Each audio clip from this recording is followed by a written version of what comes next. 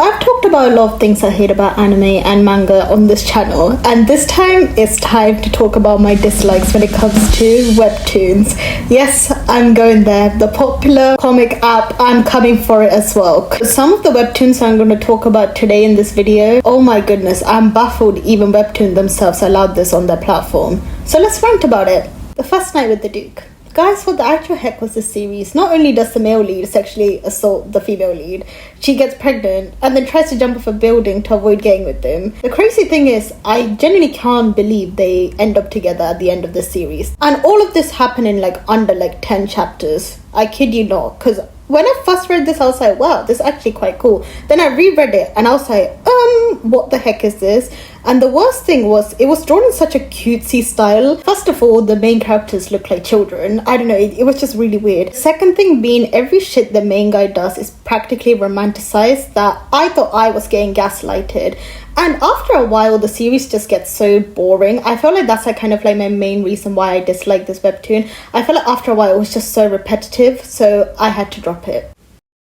Okay, so I'm gonna get a lot of hate for this one, but guys, please, reading Marry My Husband, the first few chapters, I loved it. I was like, oh my god, this is gonna be hella lit.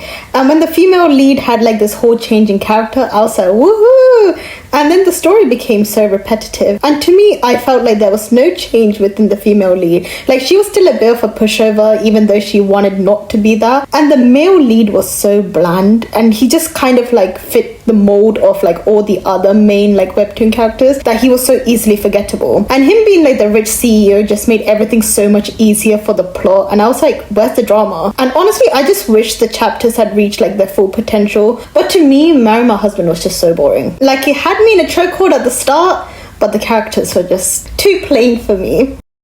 True Beauty should have actually ended so many chapters ago, because why has the story gone from a girl who just wanted to be pretty to wherever it is now? I'm so confused. I think this is one of the few webtoons that I never ended up finishing, because I knew there was no reason for me to finish it, because I would still be left confused by the end of the series. I felt like a lost child in the shops reading the series. When I started it, I felt like the author was trying to bring a cool message across, and I was waiting to see where the message was going. I thought it would be about self-acceptance, self-love, and I think I was 100 chapters in, and I was like, where is this story going?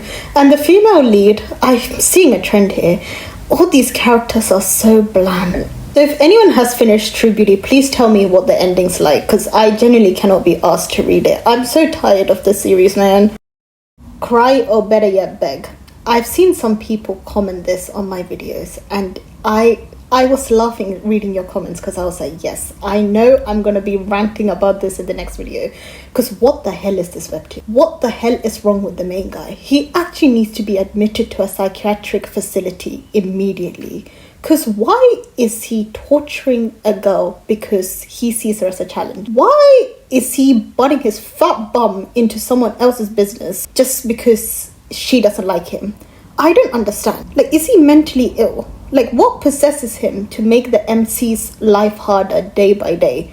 He is so horrible to the point I have to be does this man have so much spare time? This is what he does.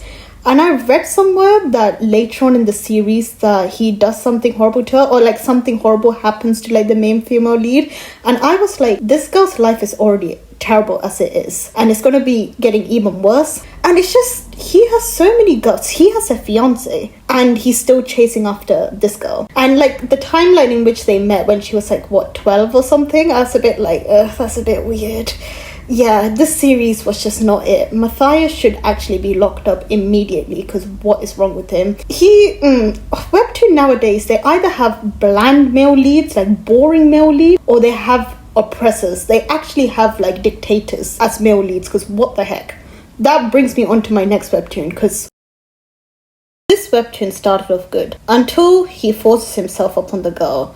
I don't even know what went through my head as that was happening, and the way it just got played off he had to do it for the sake of doing it, even though the female lead multiple times no, but he still forces himself on her. It absolutely done nothing to the plot, and I had to drop it right there, because I was like, how is this being romanticized? Him basically rape is romanticized in the series, and for what reason. Like, I dropped it so quickly. Well, that concludes my little rant today, guys. Please comment down below your least favorite webtoon. I love reading through your comments, honestly. Also, I hope you guys liked this video. It was very eye-opening to see how much webtoon has changed over the years, and honestly, till this day, I'm mad they introduced the daily pass thing, because why? Just why? Only the OGs know how easy we had it when all the webtoons were free to read. I guess more power to the artists. They deserve their pay for their good stories. Guys, that's the end of my little video. I hope you guys loved it. I love you all. Thank you for watching, and toodles!